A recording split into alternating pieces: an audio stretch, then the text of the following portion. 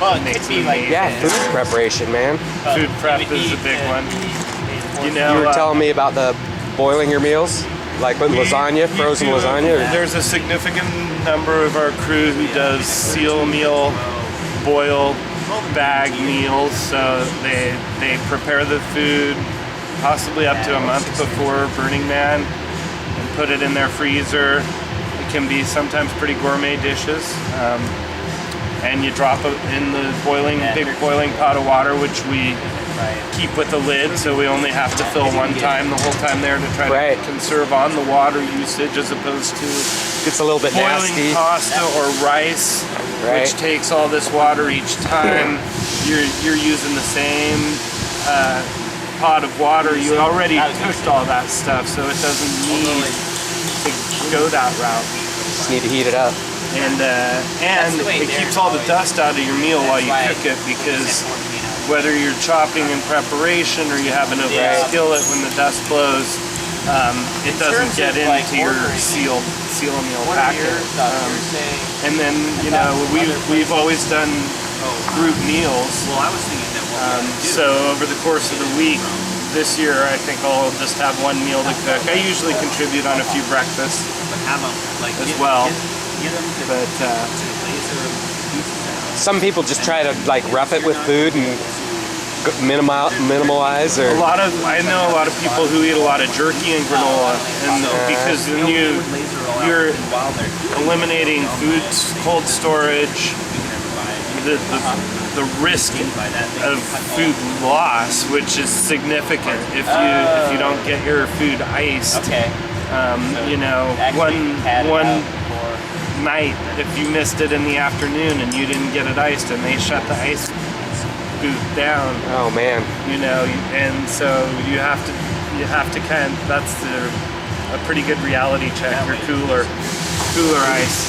So what you were talking about, water, plenty of hydration, right? Yeah, you or know, what was the problem with that? I wouldn't say it was a problem. It was a unique experience I had. I mean, I worked all of that day. I've never probably drank so much water in a day in my life, and like I said, I got behind the curve a little bit, and I was chasing to catch up all day.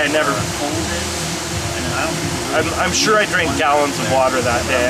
I don't remember perspiring or peeing, and I could drink a whole bottle of Gatorade water, a Gatorade bottle. Your mouth is still dry. It didn't even feel like my mouth was wet when I was done drinking it. Do you see people going down with hydration? What's their I've met people medical who have problems. If it gets too bad, they tell you to remove yourself from the playa right now. You gotta leave. It's a high arid desert. And even at nighttime when it cools off, it can still suck the moisture out of you a little bit. So people who are susceptible to those, you can always put some you know, we can always put it. Yeah, that's why I would get the parts. Heat exhaustion or moisture, you know, overexertion from heat or sun, it may not be the best place for them. Who was there for a second time, and we were passing out some leftover food or something. We were going around camp to camp and giving away some food, and they hadn't eaten, and we had some drink to give to. And I said, "Oh yeah, you got to stay hydrated." And he said, "I know. The last time I was here, I didn't drink enough, and I got dehydrated, and I had to leave. I had to leave the event and get off the playa so that." What a freaking bummer. So he was being real careful, and he was trying to drink a lot more. And staying out of the sun. It can catch up with you, huh? You can get behind it and not be able to catch up. You know, I think some people are more susceptible to it than others. But it's definitely worth considering and trying to make sure you're in good condition by the end of August if you're not. How'd you feel about you were talking about possibly buying an RV, I think. By the same token, they offer a lot of conveniences for first-time burners, but it's just with having them do it, the only thing that barrel of problems unto itself. So I would absolutely encourage you guys to take a practice run, you know, up to the Cascades and make sure it can go up and over a hill, and make sure that you know how much water you have when the full water reservoir is full, because it's not very much for a week. And What is the rule they have for water? A certain amount per day? 1.5 gallons per person per day. That's usually for cleaning and cooking and drinking. And that's probably... Do they check you for that coming in? Or it's in the survival guide, and you should read it if you haven't. It's it at least points the direction to any critical issues that there may be out there. Dry ice is something that can be very beneficial. You can bring a separate cooler that just has the deep freeze stuff. If you want to actually bring meat or ice cream, it can be done. People do it. it seems a little ridiculous. Yeah, but it's a treat out it's there. It's kind of part of the point of everything there. Yeah, have some ice about cream. it's kind of ridiculous. Yeah. It's probably the least hospitable place I've been in the world. We should try to, you know, next to the top of a mountain during a major snowstorm. Oh. And in terms of other things, you see some of the most amazing art that you'll see anywhere in the world out there.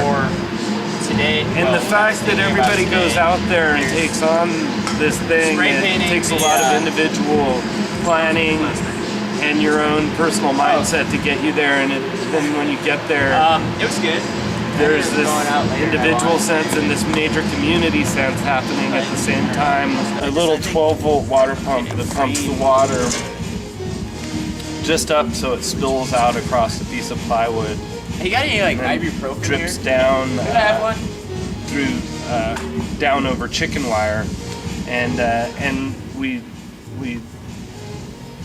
wrap the top of the edge with the burlap, which stops the water up a little bit so that it cascades evenly. We don't really have to use a level so much, and you get a lot more exposure for the water to the air, so the gray water evaporates, and you just wind up with this gray sludge at the bottom, and a lot less of... What do other people do with their gray water?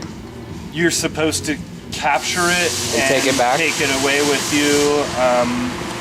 There are some ways that you can filter it there and spread it back out on the playa, depending on what's been in it. But the BLM doesn't want detergents, and they do not want hair follicles and skin cells out there. Particularly your shower water. You know, we use Doc Bronner's soap for a lot of stuff. It's fantastic and biodegradable. So in this, a lot of people do these black plastic